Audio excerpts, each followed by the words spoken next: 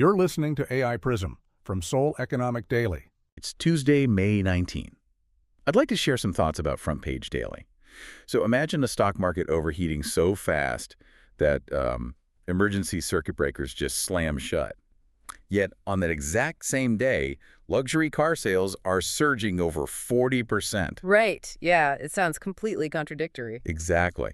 Today we are taking a measured look at 4 interconnected stories from the Seoul Economic Daily, and they reveal this massive fracture in the Korean economy. Yeah, and if you track global tech supply chains or, international capital flows, these aren't just isolated headlines. They are like warning lights flashing all at once. Oh, for sure. So let's start with the panic.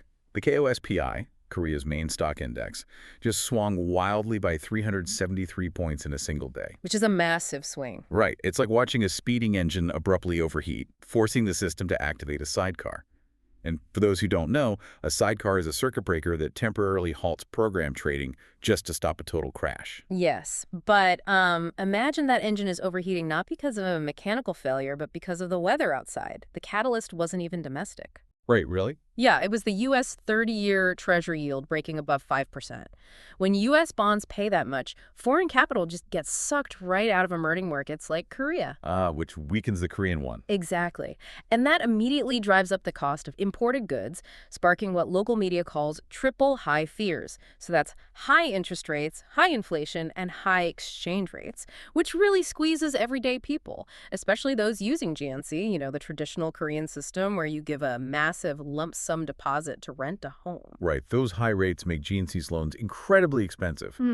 But hold on. If the market is panicking about capital flight and inflation, how is the KOSPI still up roughly 80% over the last year? Those two realities just do not match. Well, they don't until you look at the Bank of Korea's data on the wealth effect. Look, all for fact. Yeah. That 80% rally concentrated incredible capital gains at the very top.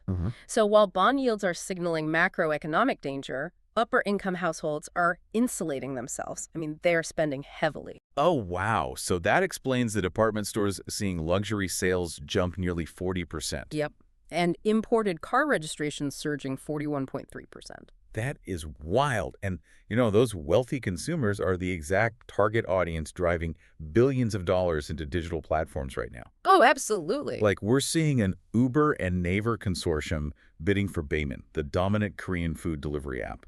The bid values Baemin at up to 8 trillion won, which is roughly 5.7 billion US dollars. But the mechanics of how they're buying it, that is what you really need to watch. Naver is deliberately taking exactly a 19.9% stake in this consortium. Wait, why that specific number? Because under the Fair Trade Commission, any stake of 20% or more by a large business group triggers an automatic heavy-duty merger review. Okay, so it's regulatory geofencing.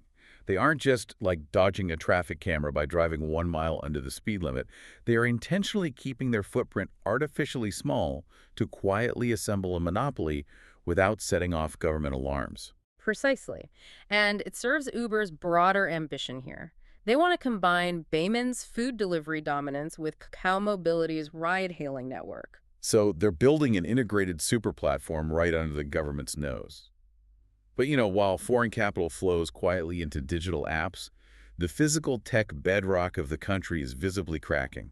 You're talking about Samsung. Yeah, Samsung Electronics is facing this looming general strike over bonus caps. And this is historic. I mean, Samsung has traditionally been the untouchable linchpin of the Korean market. This strike represents a major rupture in the power dynamic between organized labor and the Kugul, which are Korea's massive family-controlled conglomerates. Right, and the government is already stepping in. Yeah. President Lee hinted at using emergency arbitration, and the courts have ruled that core wafer operations simply cannot stop. Yeah, they're playing hardball. Definitely. They're hitting the union with daily fines of 100 million won. That's about 70,000 US dollars if they disrupt those core lines. And the courts are doing that because, well, a semiconductor wafer fab operates like a continuous furnace.